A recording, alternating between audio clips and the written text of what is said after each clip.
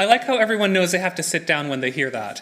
So welcome back. I hope you enjoyed our very fun-filled and exciting lunch. That was certainly, I think, the first at any ASM I've attended. We're now going to go to the next session, but before we do that, I just want to reiterate that we will still be finishing today's program at 4:30.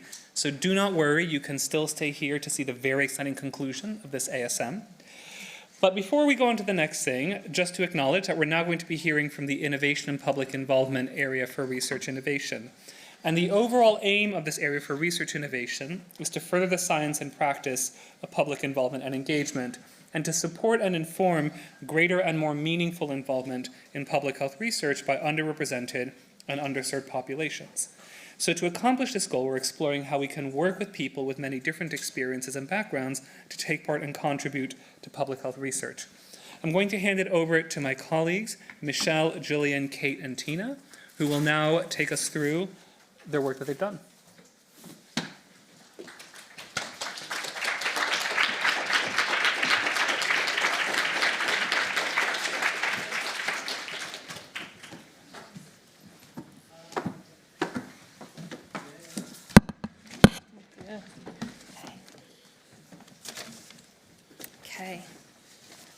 Gosh, I'm not sure if I can follow such an exciting and eventful lunchtime, but I will try. So, hello everyone. Thank you very much for the opportunity to come and speak about our area for research innovation and involvement. I'm Michelle Tester-Jones. I work in SPHR, the School for Public Health Research Environments at Exeter, University of Exeter. And I'm also co-lead applicant on this area for research innovation alongside GJ. And we put this AfRI together with a group of co-investigators from across SPHR, many of whom are here today. We're a really big team, so I've put the team members on their respective work strands as they come up, so you'll see who's been involved. I'm presenting today with Gillian Samuel, one of our project partners and peer researchers from the McPim Foundation, with whom we're collaborating on this AfRI. So I'm just going to hand over to Gillian to introduce herself. Hi, good afternoon, everyone.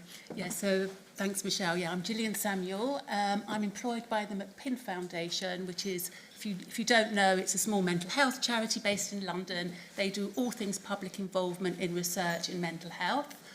I first became involved as a peer researcher back in 2019, working in the SPHR, and 2021 became the public involvement coordinator for the public mental health programme, where I remain. But I'm also now involved with this project, AfRI, so innovation and involvement, and that's what I do.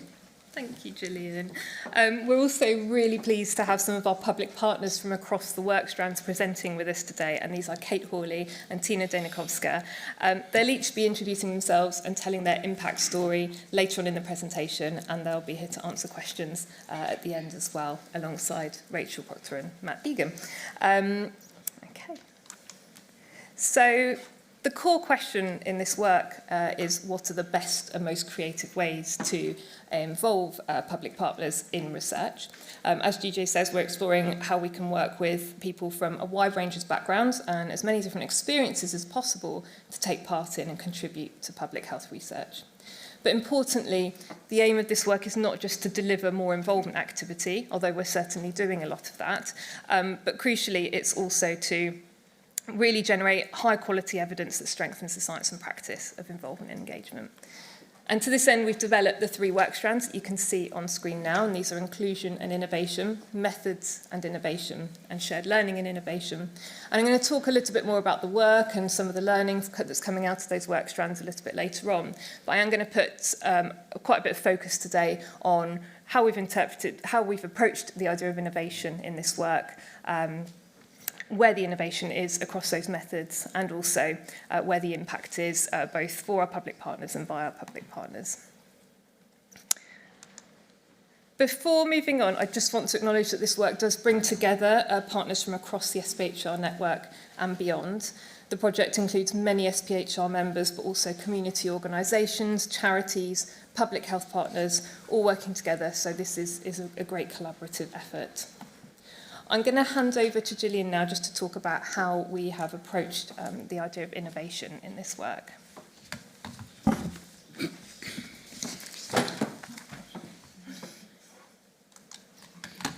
So when When we talk about innovation in public involvement, we often think about methods, new tools, creative techniques, or different ways of engaging people. Across SPHR, there are already strong foundations in this area, with many projects using creative and participatory approaches. This area for research innovation builds on the great work that's already going on. So rather than replacing existing approaches, it explores how we can enhance and extend their impact. So a key sub-question we are asking is, how do we help our creative methods work more effectively and across different and diverse groups of people? What this project does is bring together three key elements that shape impactful involvement. These are methods, process and context, and relationships. Methods refer to the tools and formats used to engage people. Process relates to how involvement is designed and how it fits into people's lives and bears their context in mind. And relationships refer to the trust, dialogue, and influence that develop between researchers and public partners. Many researchers already recognise that effective involvement depends on more than simply choosing the right method. However, in most work, elements like process, context, and relationships are treated as background conditions, important, but not something that can be explicitly designed or evaluated. What this project does differently is treat all three of these elements as core components of the involvement work itself, things that are intentionally designed and preserved, be varied and tested. This allows us to move beyond describing good practice towards understanding how different approaches to involvement actually shape who takes part, how they engage, and the impact of that involvement. As we are using our learning to develop guidelines and practical resources across each of these areas, creating a legacy that we hope will support thoughtful, inclusive, and effective involvement in future work. Thank you. So I'm going to move on now and just talk a little bit about each of the work strands. So work strand 1 focuses on process and context, so specifically how involvement can be designed to fit around people's lives. We've focused on parents and carers of children under 5, with a particular focus on those that may be experiencing health or social inequalities, where the realities of work and childcare and rapidly changing routines on a daily or even an hourly basis make traditional involvement methods models sometimes difficult to access. And so we thought that this makes quite a nice case study of how designing involvement for context may be able to impact on depth, quality and sustainability of involvement. So we developed Enrich, which is parents and carers as partners in research, and we have brought together a network of parents and carers of children aged 0 to 5. And they've worked with us from the beginning to co-develop best practice guidelines and also think about the different approaches and ways of working with parents. And then we've use this to develop some specific ways that we want to, ways and approaches working with parents that we want to test. We've embedded those into some existing PI&E work happening in another project. And we're now comparing and evaluating a range of different ways, from more transactional methods like QR coded based surveys to more relational family-centred approaches like our pop-up partners model, which is essentially what it says on the tin, where researchers will pop up in different places and spaces in a community and speak to parents and provide activities for the little ones, for the children. And we're also looking at how WhatsApp can work most effectively for parents and carers as well. So the evaluation of these approaches is currently ongoing. We're collecting data on that now. But the work with the Parents and Carers Advisory Group is already generating some really useful insights and understanding and learning. So I'll just share a little bit of that quickly. So what we're seeing is that involvement works best when it's designed around family life, which those that already do involvement and engagement with parents and carers will know well. So it's really important to think about how the child fits into that involvement activity. But not just a child, the whole family unit. What we're hearing is that actually it's not just the individual parent or carer that wants to get involved. Sometimes their partner, if they have a partner, they might want to get involved as well. And how do you make that happen if they're working full-time, if they're the full-time working parent, for example? So thinking about that whole family unit when you're designing involvement activities. We're also seeing it works best when you approach it as relational rather than individual. So things like creating space for peer connection with this particular group is not just a nice fringe benefit or reciprocal benefit, but actually could be seen as a mechanism to more sustained involvement for this particular group. And we're also having to think about what meaningful reciprocity looks like for this group as well. So again, we already know well in involvement and engagement that it's important to think about what the benefits for the public partner are as well.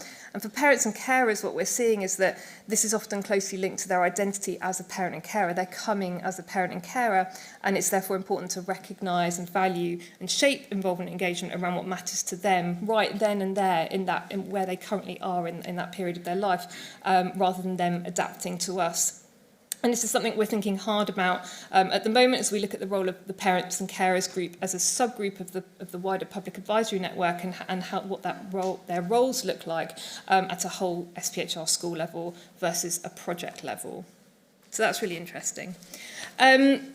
I'm going to invite Kate Hawley to come up and speak now. So Kate is a public partner and a parent, and she's part of our management group for this work strand. So Kate really embodies everything we're interested in investigating and everything we're really striving for in this work strand.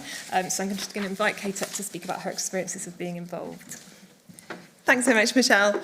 So my name is Kate Hawley. I am a public and patient involvement individual. I'm not quite sure ever how to introduce myself, but I discovered PPI while I was pregnant. So I have only ever known PPI in the context of being either pregnant or a parent. And for those of you who have children, you will probably remember that those very early days of having a newborn, my brain felt like it was candy floss. I couldn't think straight. And I discovered the Maternity Voice Partnership up in Newcastle. That was my first introduction to realizing that my voice could really help in health research.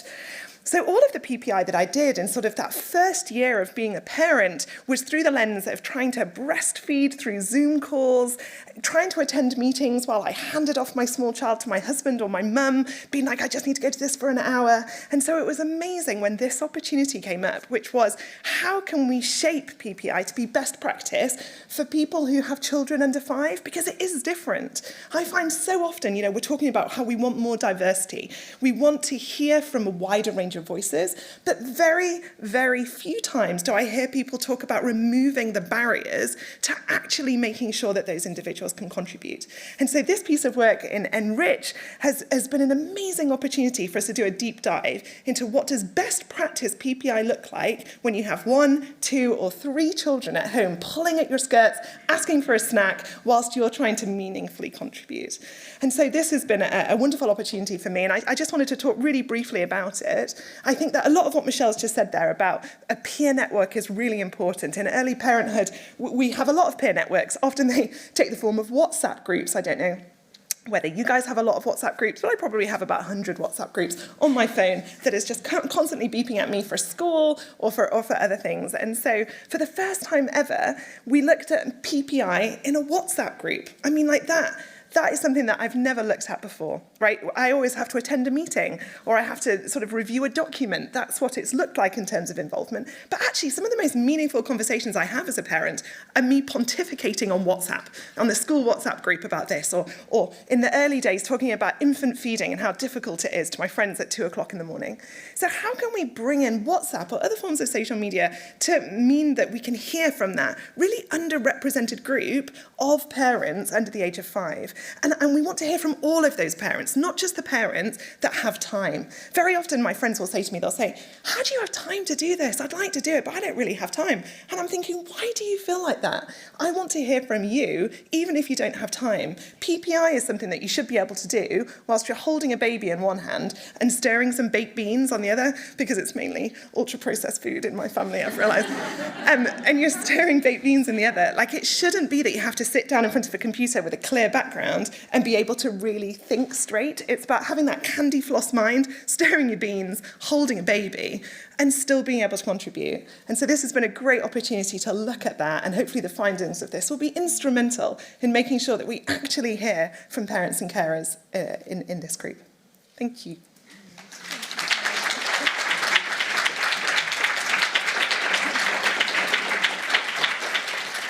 Thank you very much, Kate. Okay, I'm going to move on to talk about Workstrand 2 now, which focuses on methods, and you'll see some overlap here coming up with Workstrand 1. So really thinking about the tools and formats used to engage people in research.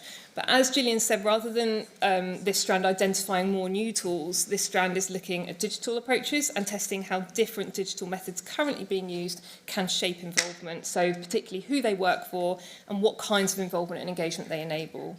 So we have DIFA, which is Digital Innovation for Public Health Involvement and Engagement Research. And they are testing digital approaches such as WhatsApp, so some nice shared learning between Workstrand 1 and Workstrand 2 there, and some other online platforms and tools as well, using embedded evaluations within COAST and also Clarity Plus projects, which we heard about yesterday. So this is really allowing us, this strand to explore how involvement works beyond traditional meeting-based models and to understand how these tools can support different types of contribution for different groups of people. And we also know anecdotally that WhatsApp is, it is starting to be used for involvement and engagement. So alongside this, this strand is examining through surveys and interviews with people already using these tools, how to use these methods safely and appropriately, and really thinking more deeply about the practical, ethical and legal considerations. I'm going to very quickly plug this survey. There's a QR code for it at the PAN stand. So please, if you do use digital methods in your involvement and engagement work, we'd love you to fill out that survey, or you can grab Marco Bardis or Rachel Proctor, who are both working on, co-leads working on that strand. So this strand is just starting its evaluation in COAST and Clarity Plus, so it's busy collecting data, and it's going to again be able to inform guidance and best practice guidelines on how to use them effectively and inclusively, as well as bringing that evidence on who it's working for and the types of contributions it offers as we reach the end of the quinquennium. The final stand then focuses on relationships, so an often less visible and rarely I suspect, I might be wrong, but rarely I suspect designed in, but yet central part of meaningful involvement. So this work explores how relationships between researchers and public partners develop over time and how they shape trust and dialogue and influence within the research process. In particular, they're looking at things like ongoing dialogue, feedback loops and shared decision-making can be designed into research from the outset so that partners can clearly see how their contribution shaped the work, not just how they saw it shape the work at the end, but how they see that it's shaping the work as it progresses. So they've conducted a series of workshops with a diverse group of public partners that have worked together with them on this strand, and part of that has involved co-creating the dream PI&E scenario. And they found that effective involvement depends on how relationships are effectively built and supported. And as those working in involvement and engagement, and many researchers will know, it's really important to embed public partners throughout the research journey, but also really important to think about how you're going to create visible recognition of their impact as you go along. Part of this is creating non-hierarchical, open, psychologically safe spaces to enable more equal and collaborative ways of working. And I know the strand have thought about some of the ways to do this, and we'll be making suggestions for that. And also making that influence visible, as I said, through clear communication, feedback and recognition, and thinking about what recognition and benefits for the partners look like beyond the payment. So as with other strands, this is really reinforcing the importance of designing these kind of relational elements in from the start, rather than treating them as something that we assume just develops naturally through good or skill facilitation by the researcher and good communication by the public partner, both of which are really, really important and of course do happen, but there are these other things we can kind of more mindfully design in from the beginning to help and facilitate that process. I'm going to invite Tina up now. Tina's worked on in lots of ways and areas in parts of Strand 3, so I'm just going to invite Tina up to talk about her experiences of taking part. Thank you, Tina. Thanks, Michelle. Hi, everyone. I'm Tina Dynichovska, and I'm a Ukrainian refugee mom living in London with my 2 kids, and with the lived experience of being forcibly displaced from my home country and starting my life from scratch in the UK. And it is through volunteering that I got involved into public health research as a public partner. And it is my first full life cycle research project. We say, as you name the boat, so shall it float. So the boat I appeared in as a public partner was officially called AfRI, PPI, and EWS3. To me, that didn't sound very human. But when the research team agreed to rename it to Relationships and Feedback Project, then the human side of this project started to reveal to me. I was engaged in organizing a series of workshops with a bunch of experienced public partners, and we tried to figure out what the best way to build trustful and meaningful relationship between public partners and researchers were. And one thing became very clear: feedback matters. Not only at the end of the project, but throughout the entire process. I must say that it was quite unusual to be a public partner of a project about public partners. It felt like I was one of those Russian dolls where I could relate my experience to that of the workshop participants. So it was being simultaneously an observer and the observed one.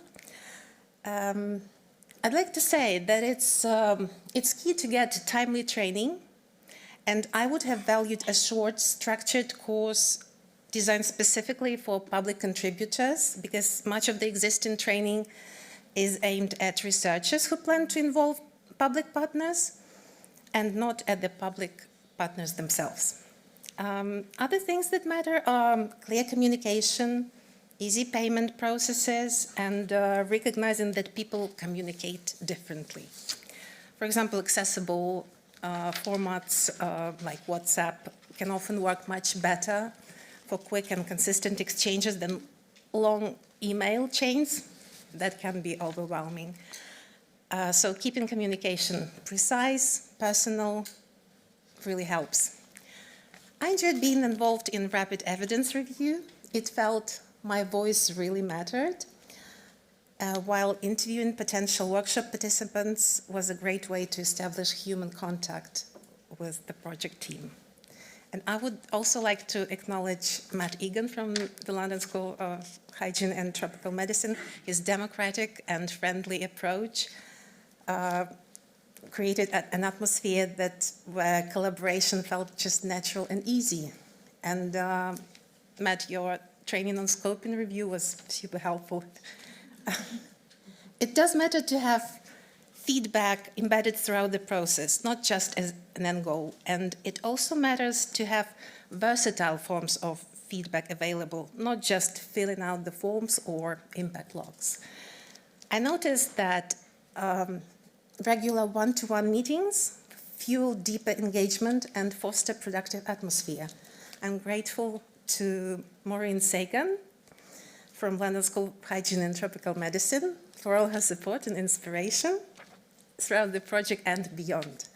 And actually, apart from normal sort of research interactions, we actually shared real human moments as well. We went to a gig together, and I really enjoyed tasting apple juice, homemade apple juice from Maureen's garden. Yeah, that was really fun and really special. And I feel incredibly lucky to collaborate with the team to learn from people who are very open, friendly, and I truly treasure the atmosphere of mutual respect, and it shaped our work together. In my understanding, public involvement in public health research is ultimately about humans, researchers, engaging with other humans, public partners, for the purpose of improving lives of all the humans. So human connection is really vital here. And without it, we wither. With it, we thrive. I truly believe that the quality of these human interactions can take public involvement in research to a different level. Thank you.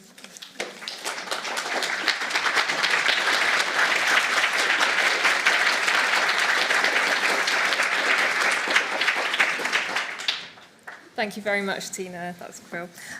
So I think what I wanted to finish with before we move on to panel discussion is that across all three strands, the consistent message is that meaningful involvement doesn't just happen by chance. It needs to be deliberately designed, but designed in all three of these areas. And certainly the tools and methods that we use will be enhanced by good thinking about how we design for context and how we design in those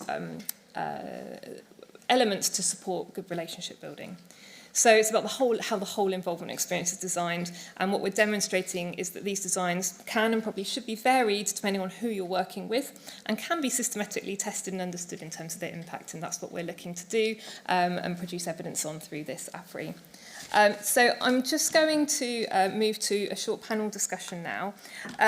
We were going to start just with a few questions just for our public partners that I've got prepared. So for one each for Gillian, Kate, and Tina, and then some Q&A from the whole audience, if that's okay.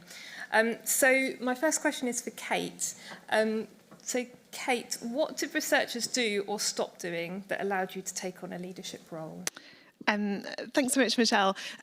So we know that the reading age of Britain is about 10, and I would argue that my reading age in my early childhood raising was probably about 6 or 7. It was even lower than 10, and so I was so grateful when I was asked to be a leader in this that plain language was used throughout, not just in the PPI meetings, but also when I was elevated to the steering group level. So often people forget that when a PPI member comes to that meeting and they go back to using words like intervention, which you think is plain English, but it's not plain English. For those of us who don't work in science, for me, that makes me think of sort of talking to a friend who's drinking too much and trying to help them through that.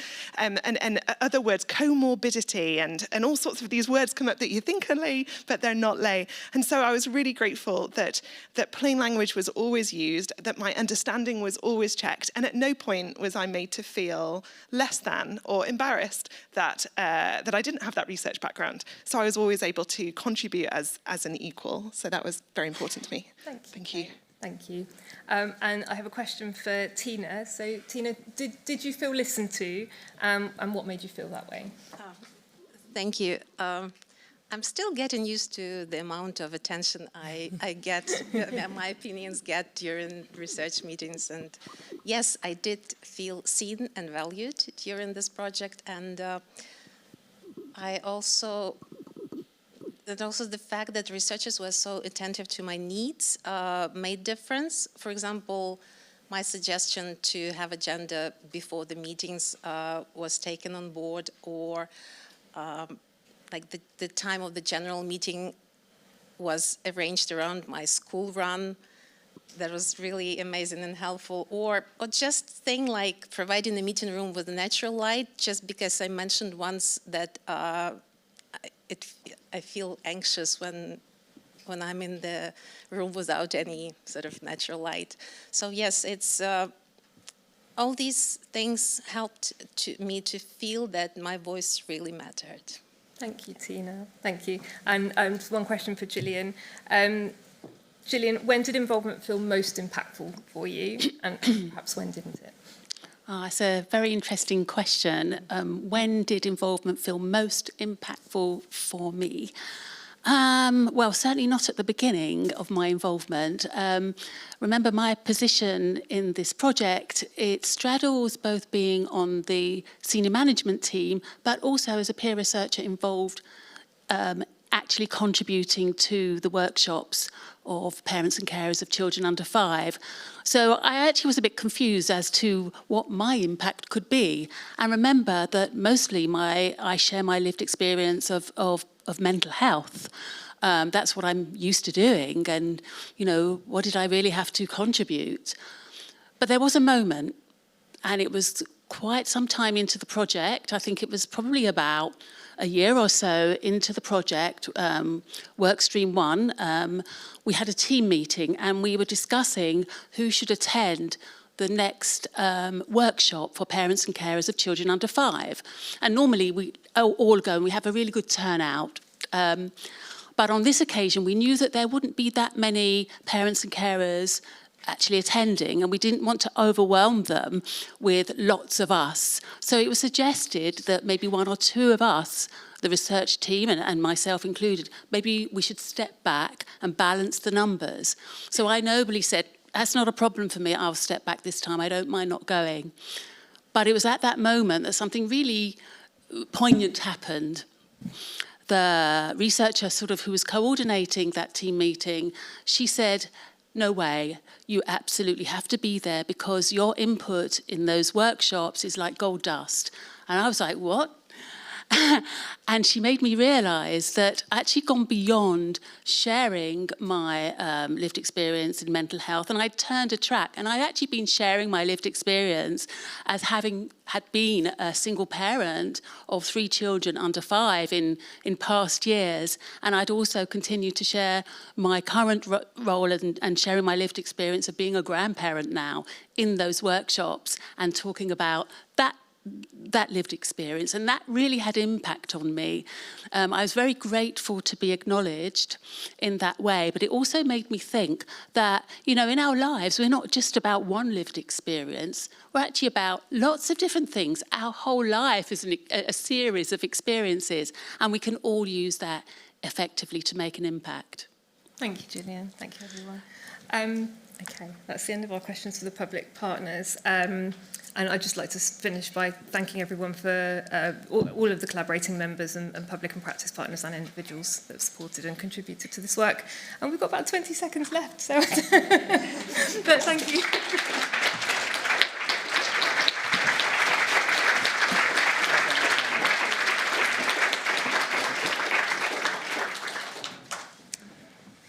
Thanks very much for that very exciting panel. So our contributors make their way off the stage.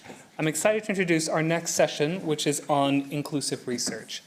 Inclusive public health research is central to the work we do in SPHR, and it involves actively partnering with diverse, underserved, and marginalized communities throughout the entire research life cycle, as we just heard, to reduce health inequalities. It requires co-production, it requires using accessible, respectful, and culturally appropriate methods, and it requires building trust to ensure that findings are fair, accessible, and impactful.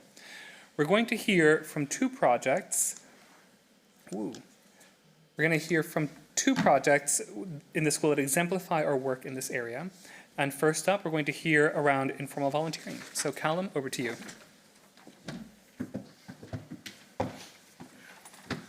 Thanks, DJ. Thanks for having me here.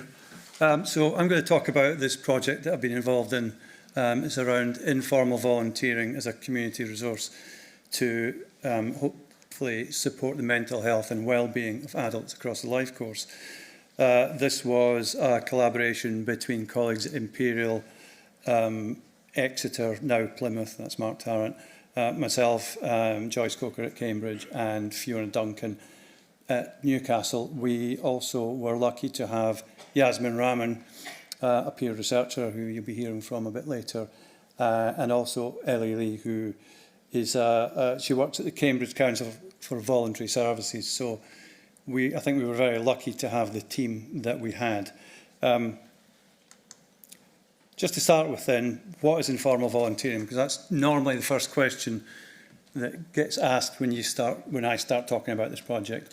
Definitions do vary a little bit, but that first one, supporting friends, neighbours and community members independently of any third-party organisation, that's an important bit, and also without any financial compensation of any kind.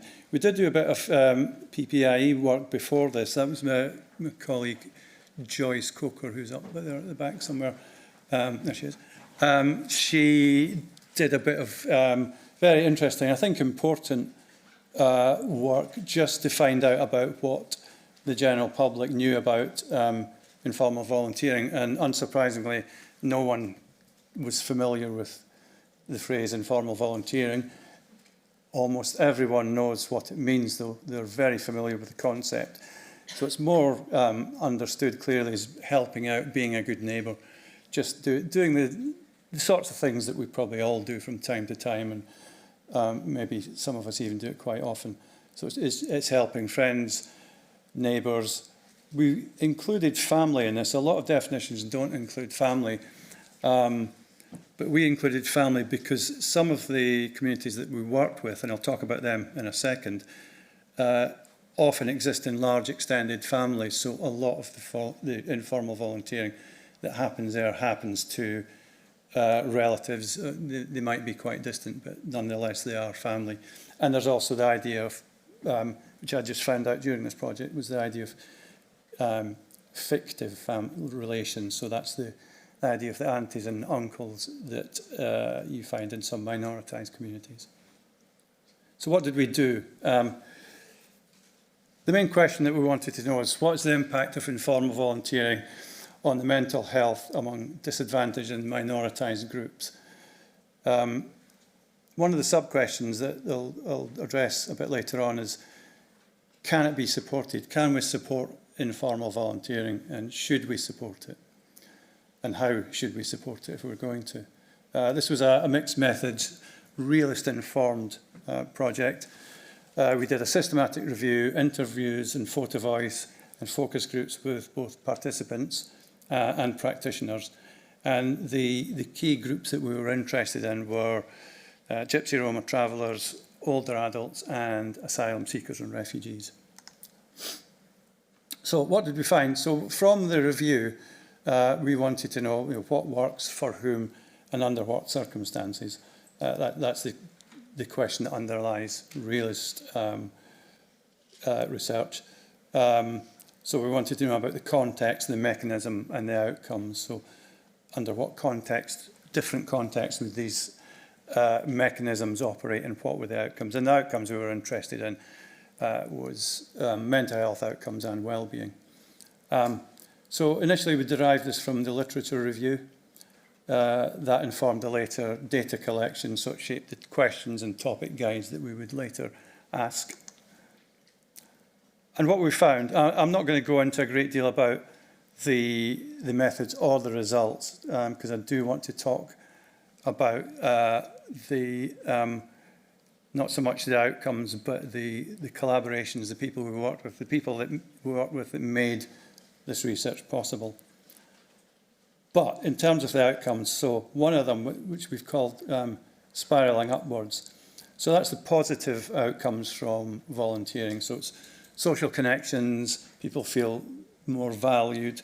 That was particularly true amongst older adults who were almost always retired, but a lot of them were still looking for some sort of value in life, some way in which they would feel they were still contributing to society.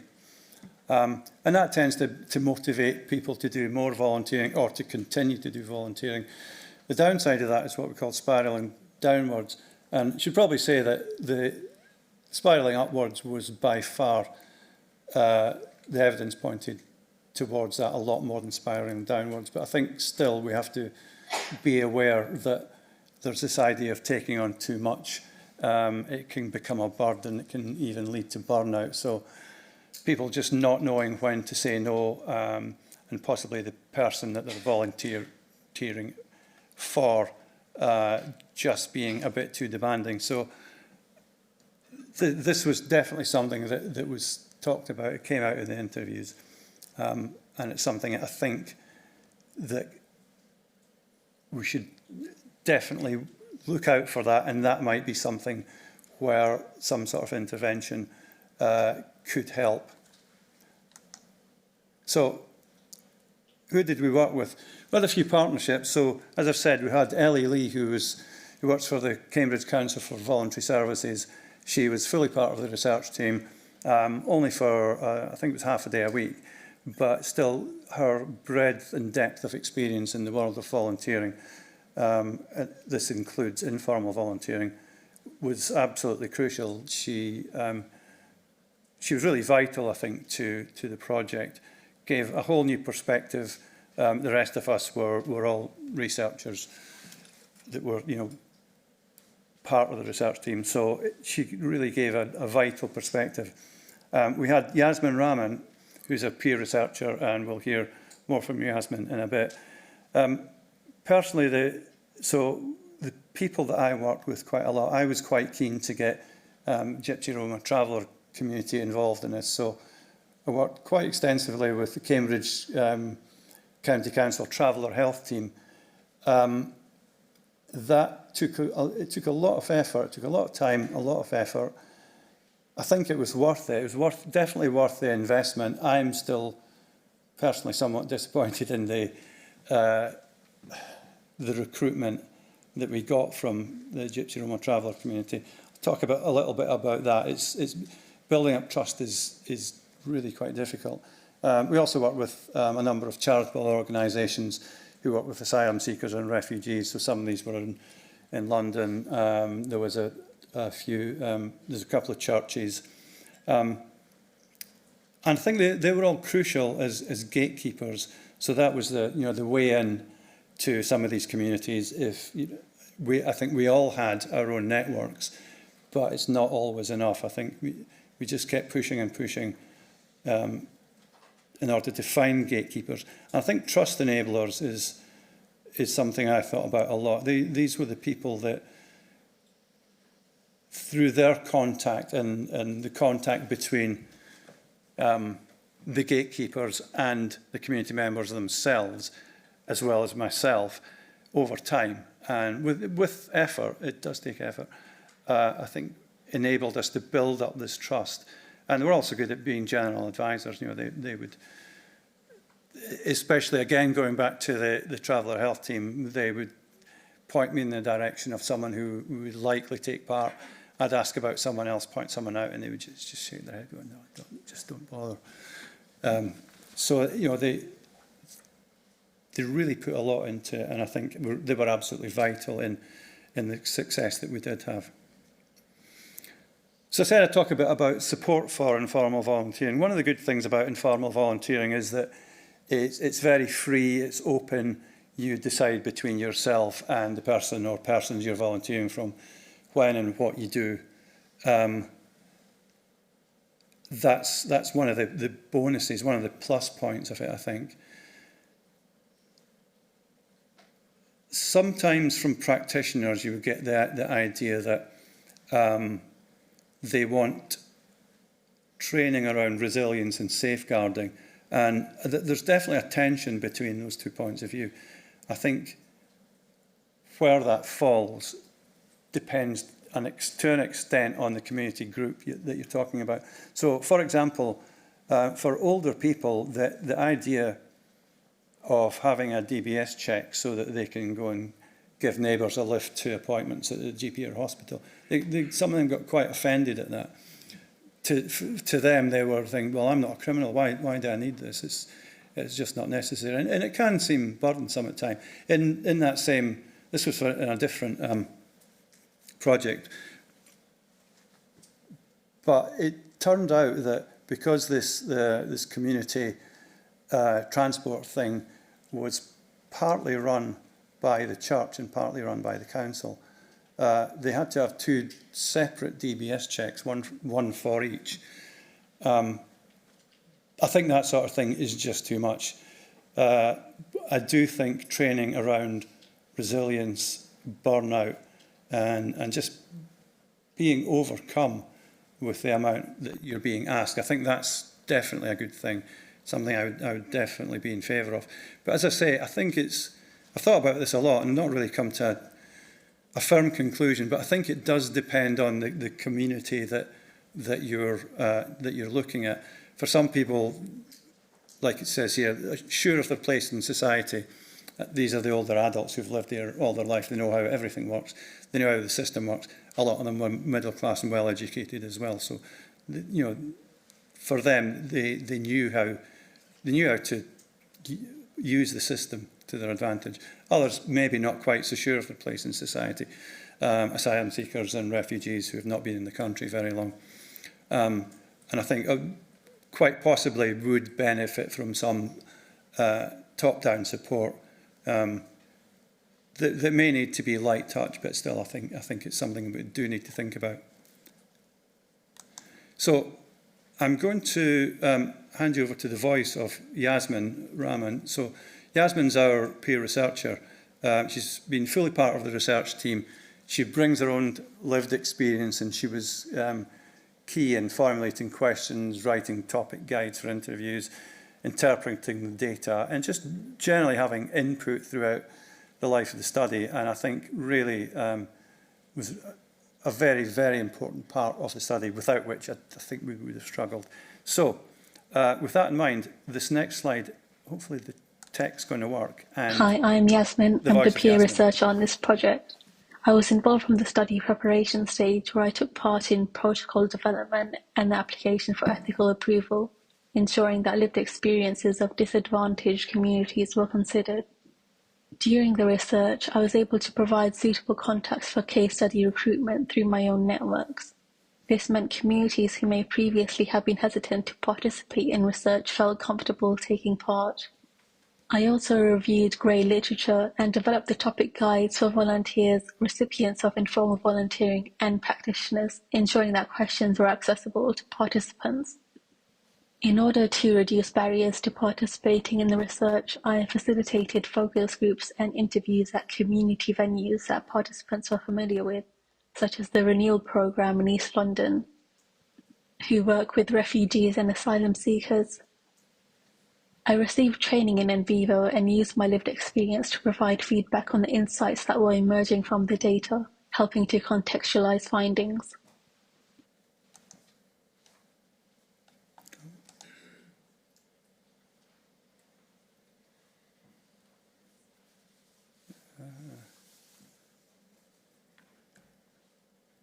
I'm going to read this because for some reason there's no audio on this slide. There was, but there isn't. It's not working. Anyway, so in terms of dissemination, Yasmin wrote a blog post on peer research to translate what can feel like technical concepts into something more accessible. She focused on why lived experience matters in shaping research and how peer research approaches improve relevance and trust. So this blog was aimed at both public audiences and researchers, and clarity and plain English were key, as we heard in the last talks. Yasmin also participated in the Public Mental Health Symposium to highlight the value of peer researchers. Across all these platforms, the common thread is making research more accessible, inclusive and grounded in lived experience. So just to sum up then, like all research projects, this was a team effort, perhaps more so than some, just given the communities that we were interested in. These were, in many cases, minoritized communities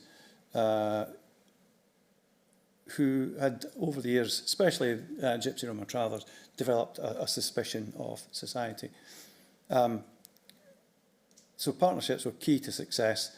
They brought lived experience and knowledge that personally I wouldn't, or I didn't have. They acted as gatekeepers to networks. This did take time, investment in time and effort, but I think it was worth it. And we're hoping to produce some, or use our findings to produce some policy. And Yasmin and I are currently organising a workshop to do just that. Thank you very much.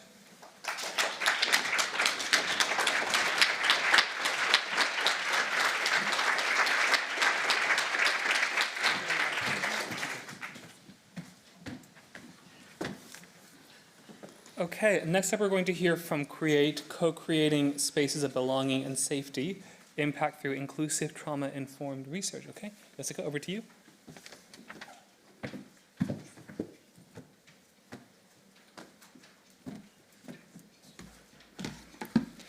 Good afternoon, everyone. Thank you to be awake by this time. Because of my positionality, I would like to say something that is very important for me. I'm not expert in this topic. The experts of this topic is the community of Barrow and Newcastle, that are the partners that have been working with us. So today, 3 members of the community of Barrow are here. 2 of them have been the co-researchers in this project, which is Alex and Motia, and then Hayley is from our partner organization. So the 3 of them, they don't want to be here talking to academics, so which is their right, but they agree that if you have any questions at the end, you can ask them.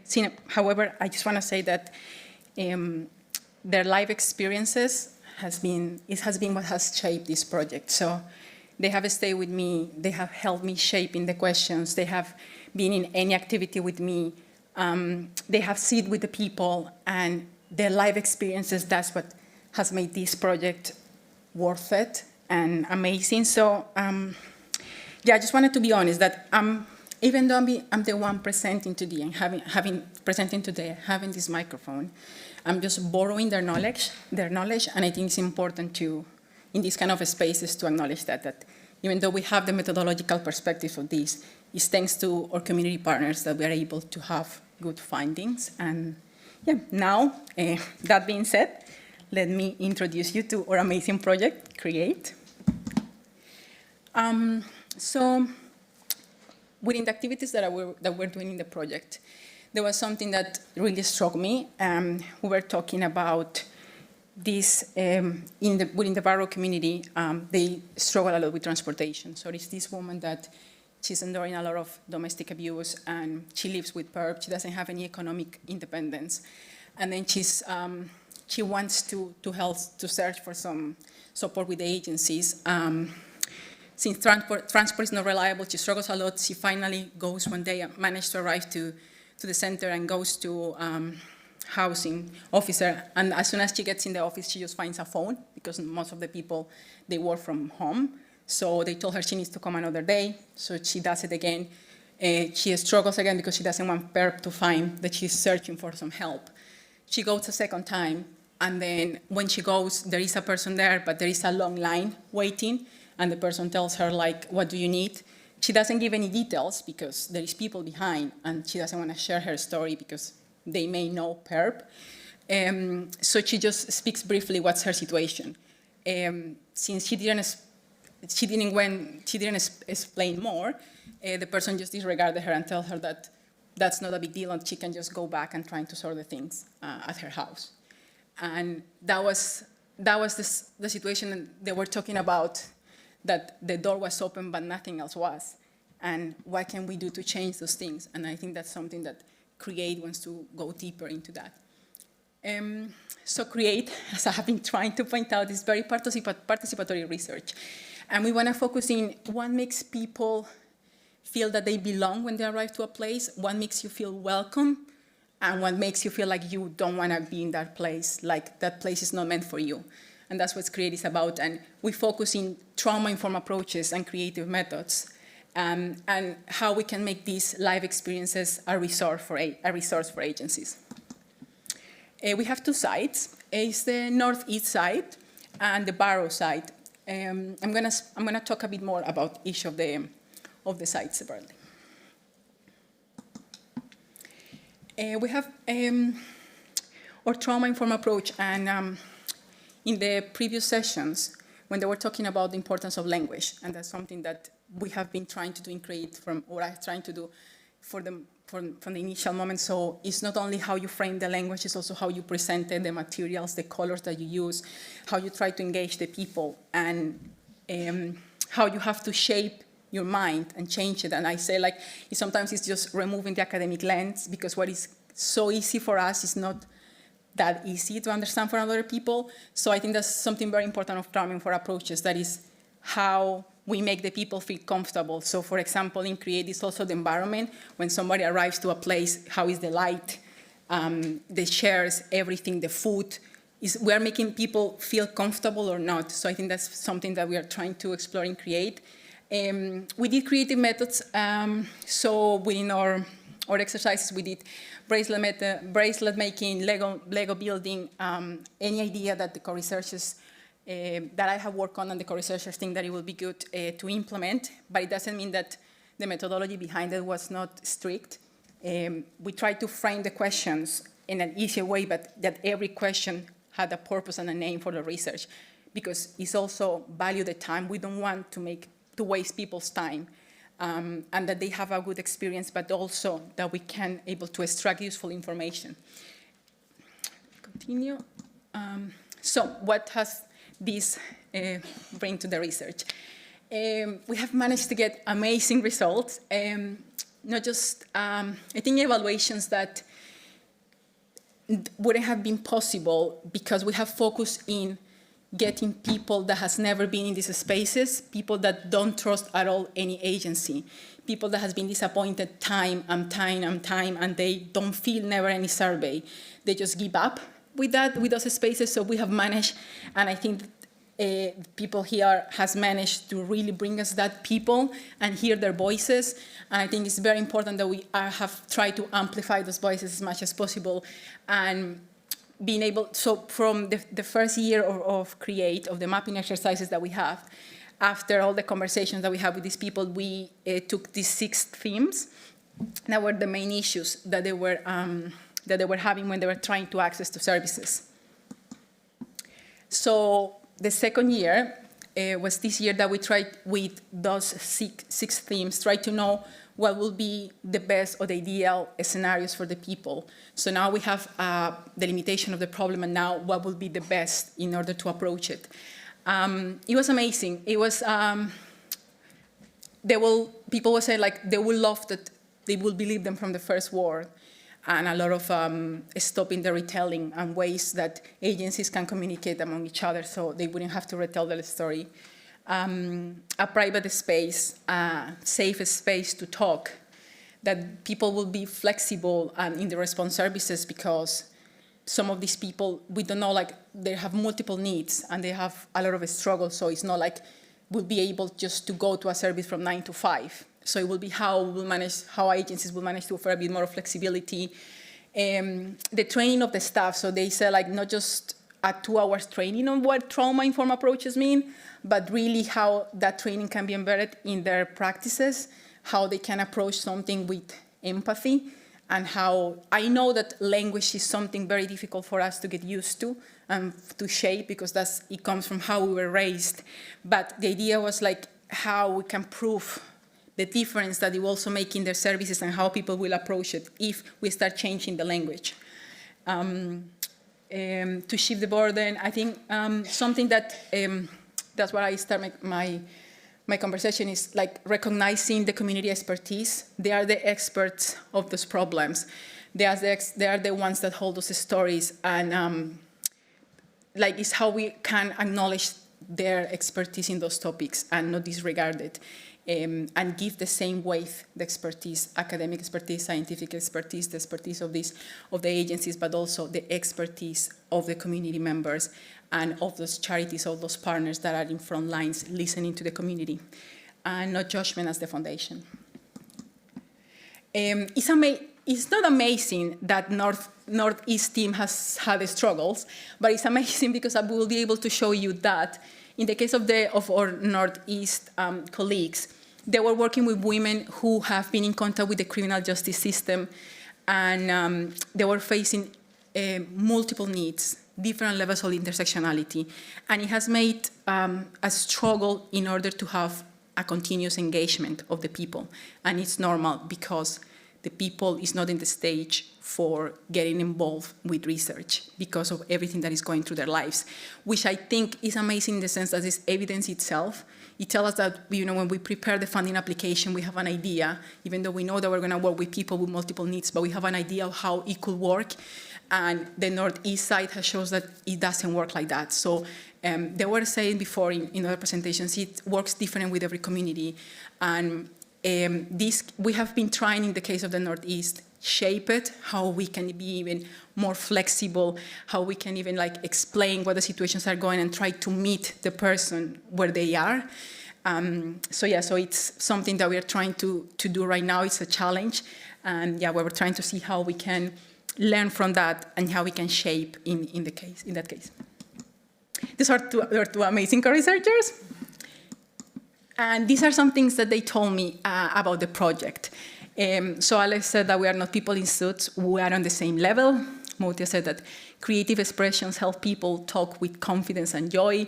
It was an eye-opener for them, gave them confidence, the community, the joy, the power flip that is very important for me. And also something that I really like is that they felt that the spaces were safe, and that their life experiences is what makes this research real, and I totally believe in that. So what are the next steps?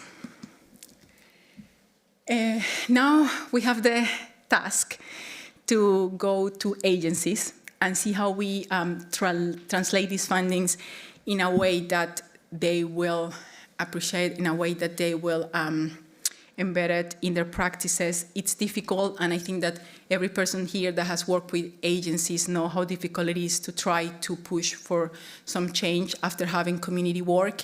If you have ideas that has worked in positive or not, or what has not been that successful engaging with partners, please reach me, reach Rebecca. We are open to hear about about your experiences. So what we're trying to do is like create different workshops and how we will manage to to reach these agencies. So why we think that the knowledge that we have gathered with Create is so special is because it has come from the people services struggle to reach. And I know that that's something that agencies all the time are saying, how difficult it is to reach these people, so we have managed to reach them. And I think that's very important for a project. And because we have focused from moment one in describe solutions and not just problems, but also solutions that are realistic and that is not gonna increase or it's not gonna give more burden to the agencies. So that's our focus, that's what we're gonna try to do. And the changes that people ask in those tasks are really achievable. It's not that it's going to create like immense, like a lot of burden for the agency. So it's really achievable. So that's why we think that this will work for to present to the agencies. So we're going to do some practice workshops with agencies in a very creative way that we're going to be able to engage them. So hopefully it's going to be good. We're going to do a co-analysis of those workshops, develop the Create toolkit.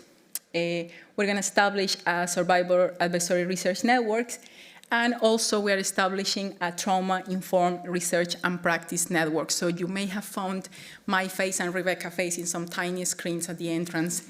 If you want to join the network, you are welcome. You don't need to know anything about trauma-informed approaches. Just if you are curious about, it's not trauma-informed approaches. We don't want to do it only for how we approach the community, but how you feel when you are doing the research yourself.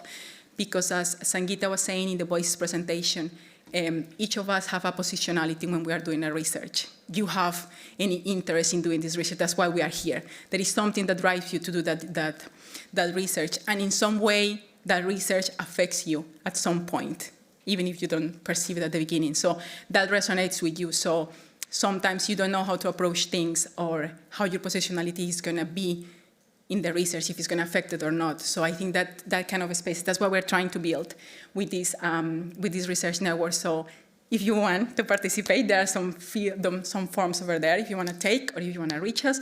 We'll be very happy to create like a community that it works for all of us. Not only for the people that we are doing research with, but also as researchers. Thank you so much. If you have any question to the members of the community of Barrow, Hayley will take. If you have any question for me, I'm more than pleased. Thank you.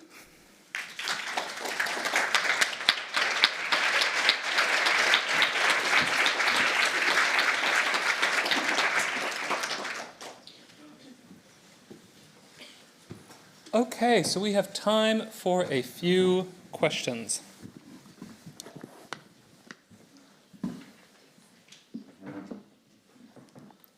Okay, are there any questions on the floor while we're waiting for Slido to come through? Any questions from the floor for our presenters? Right over there. The microphone is coming to you. Thank you. My question is about the Create project. I saw briefly in the slide about creative methods that included Lego and bracelet making. Could you talk a little bit more about that? What did that process look like? Oh yeah, thank you for asking, because I didn't have time to explain about it. I have worked with different vulnerabilized communities, and what we tried, first I proposed different types of creative methods. And what I did with the bracelet making is, or what I tried to do is, I framed the questions that is going to be the aim of the project.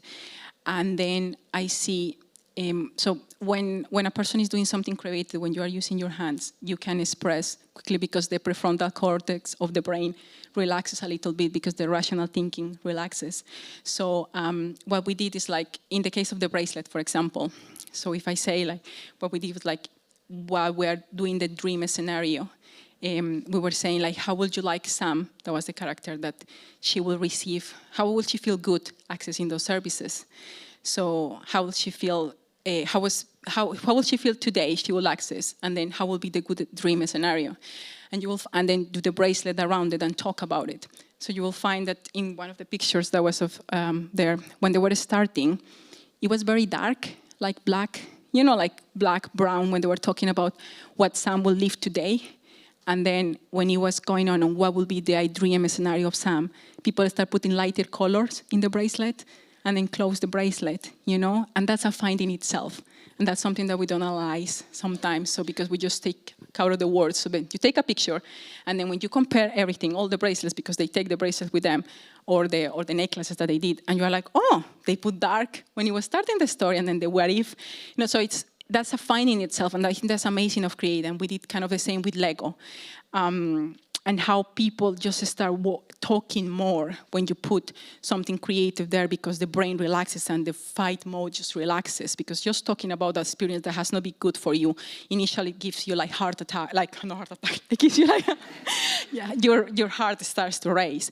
So that's why I find beautifully about creating a good methodology that people just start talking and you're like, this is interesting. I didn't know about that. So that's what we try to do with the bracelet and the Lego. They picked these two because the co-researchers thought that those ones were the ones they like more. And yeah, we went from there. Thanks very much. Any other questions from the floor? Oh, Ashley. I'm going to ask another question about the Create project, and then hopefully there'll be some questions on the other. Can I just, in terms of that engagement now with the agencies and taking those findings, I wonder if you could just talk a little bit about how you're planning to do that. And agencies is a big word. There's a lot of them out there. So how are you going to pick which agencies you're going to start with, and then that and the process? Yeah, so when we were doing the mapping exercise and the storytellings scenarios, the agencies that came out was like housing and social services, and like the main ones that they were struggling with. So that's like the ones that came continuously for the people. Those are the ones that we're trying to reach. And the tougher part, that is how we're going to do it. So I'm proposing Rebecca. I just thinking like very wild things and creative things, and she tells me that's not possible, that we need to do methodologically here. So what I'm proposing is, because it's going to be easier to do it online. So what I'm proposing is kind of ideal scenario, like pieces of a scenario that you have to drag. You know, like when somebody, like for example, when I started the presentation, you know, like if there is no transportation because the buses takes ages to arrive in Barrow, and then there is also if the person that is PERP, for example, is exercising economic control and you don't even have a bank card, so you have little money, and then you have little time because he cannot figure out that you're going for help, these kind of things, and how you make a story for the agency to reach her. So my idea is like agencies, when they try to drag these things, they say, but there is no way, Jessica, that she can make it. And I say, great, that's the problem. She cannot make it. So how we make it for her to do it, how we can make it work. So that will be the idea, but it's up to Rebecca to make it work. So let's see that's going to happen. Ashley, do you have a question for the other project as well? I was hoping someone else might. Okay. Right over here, Aphrodite.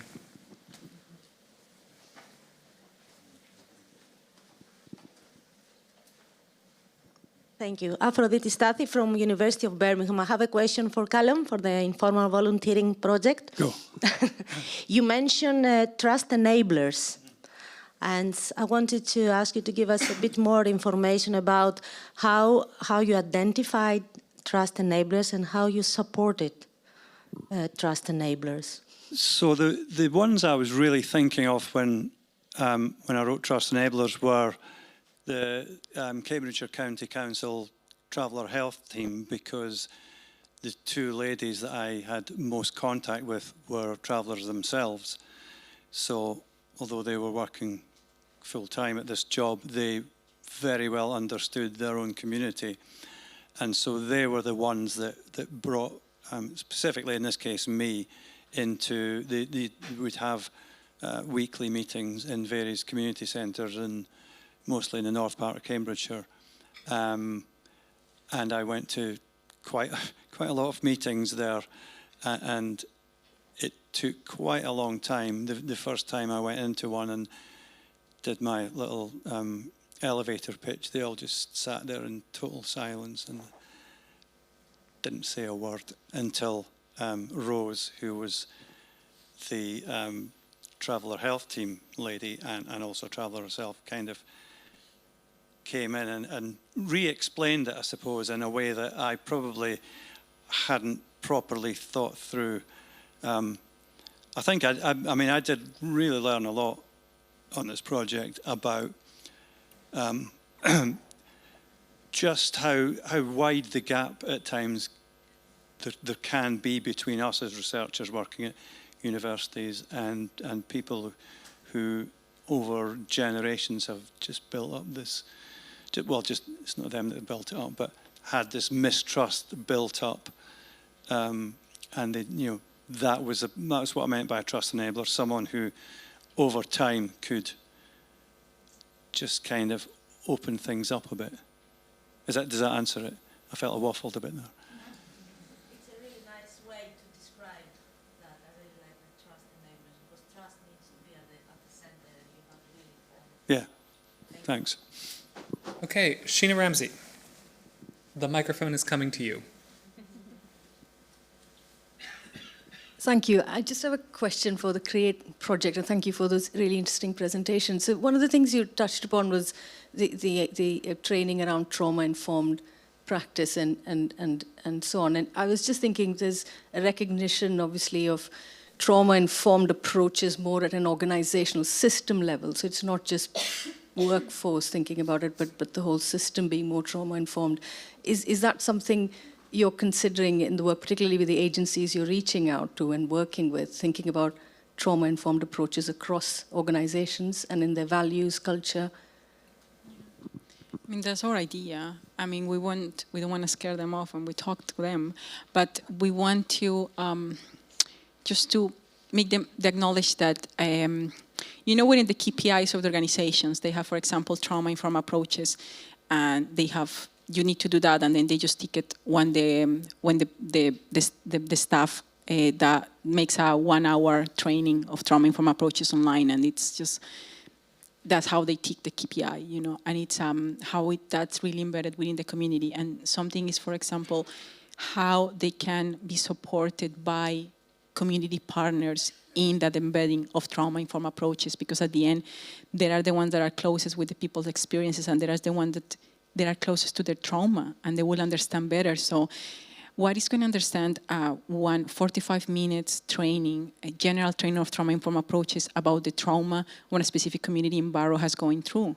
It's very little. So that's something that we want to explain, and is how everything changes according to the region. As like in the project, it's not the same that what has happened in Barrow that it has happened in Newcastle. And therefore the results has not been the same. So it's the same in that the applicability of a trauma-informed approach, even if I try to do as general as possible, is never going to be the same experiences that the community of Barrow and what the staff of the community of Barrow will need to know that is going to be in Newcastle, and that's something that we want to explain to the agencies. I will let you know how it goes. Okay. So thanks very much for this question. That's all we have time for. Round of applause.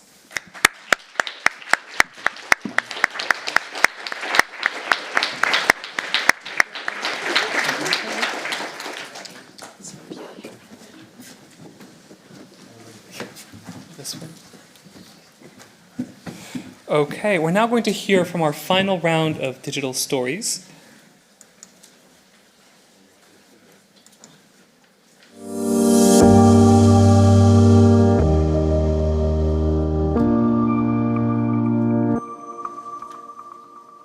My My name's Kat Jackson and I'm a research fellow at Lilac at the University of Liverpool. Last year I was awarded ResNet funding to investigate the Household Support Fund, a government initiative designed to help people with the cost of living crisis.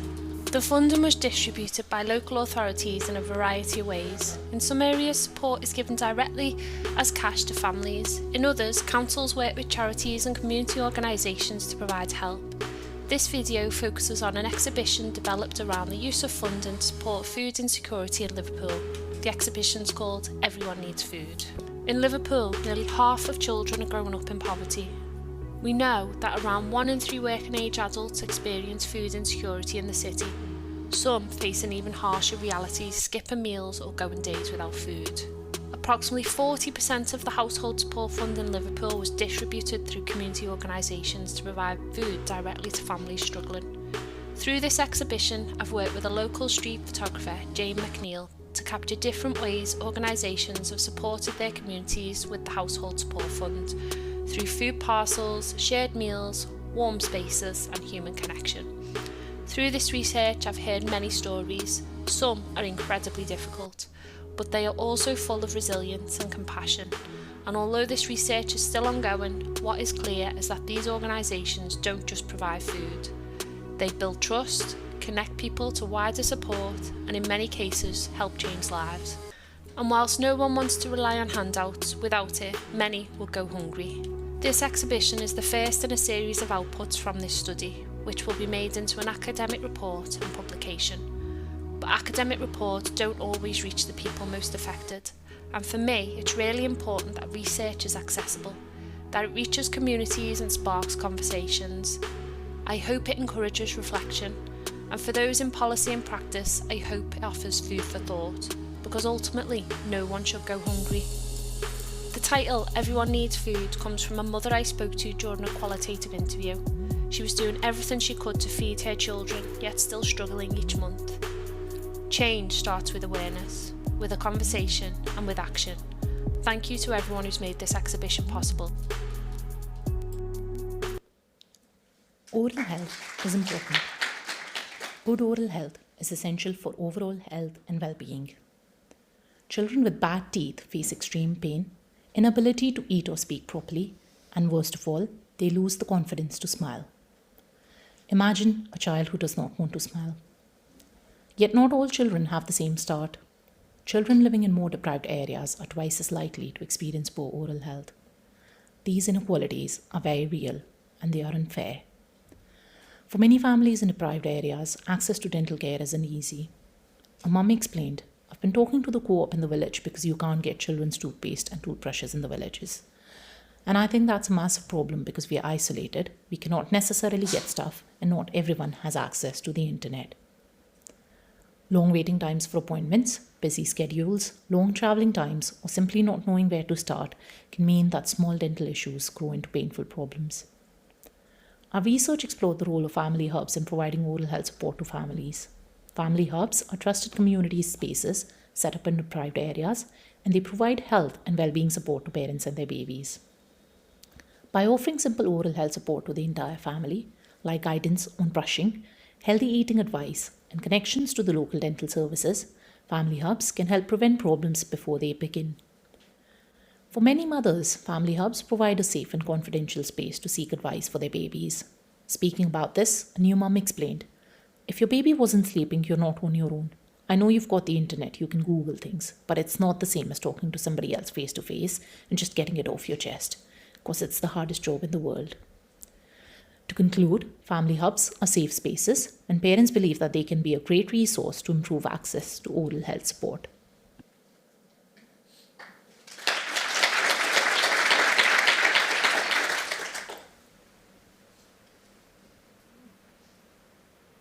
Food insecurity in the UK is receiving increasing attention.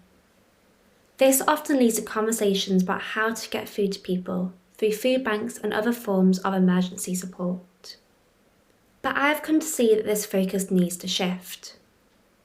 When the government measures food insecurity in the UK, they ask whether people worry about food running out because they don't have enough money, whether they can afford balanced meals, or whether they've had to skip meals altogether.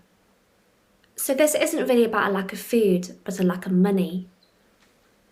By the time that someone is struggling to afford food, we're seeing the combined effect of low income, debt, rising living costs, and financial insecurity. And families are often also struggling with rent, bills, and other essentials.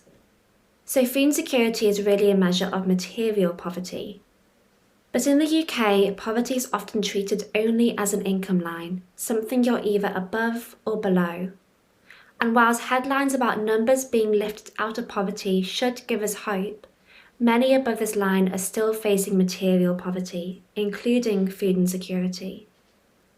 In my research, I've seen this disconnect clearly. My estimates show that half of all children in food insecure households will not be eligible for free school meals, even with the upcoming expansion. So this shows how the way we measure poverty shapes our response and how some families can be overlooked. My research builds on this by examining how national policies like the 2-child limit affects food insecurity directly, adding to existing evidence based on income measures.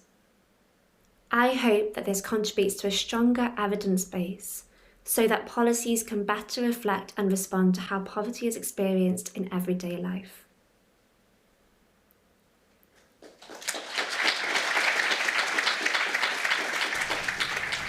Hi, I'm Francesca, and this is a visual diary about my journey as an NIHR research intern in an area of my own lived experience. I grew up with my mum and younger brother. My mum struggled with her mental health, which at times became very serious, but it never stopped her from being the most incredible, loving mum. When I was 14, my mum died suddenly. For the next 4 years, I lived in kinship care with different families. During this time, I often felt like my situation was being filtered through other people's assumptions, and that shaped how they saw me. After those 4 years, life changed a lot for me, but I still felt these parts of my life weren't palatable for others. I got to university, and while preparing for my final year exams, I came across an NIHR School for Public Health internship specifically for care experience candidates. I decided to apply, and I was accepted. The 2 months of the internship were the first time I was able to start sharing these parts of myself in both my personal and professional life. My journey started to feel like an asset rather than something to be hidden or defended. The parts of my life I had spent a long time navigating around had become something valuable I brought to the table. Throughout the internship, I was able to draw on my experience to decide the direction of my research. I chose to explore the association between parental mental health and social care interventions. The whole experience was empowering and really built my confidence in sharing this other part of myself and my story. Now I hope to continue building on this confidence in my future work and research. So my question for you is this: how do you make sure the voices of those with lived experience like myself truly guide and shape your research? What opportunities do you create for the communities you study to feel heard and empowered? And beyond that, would you consider opening up more opportunities for people to not only contribute their experiences, but to be an active part of conducting the research itself, like I had the opportunity to do?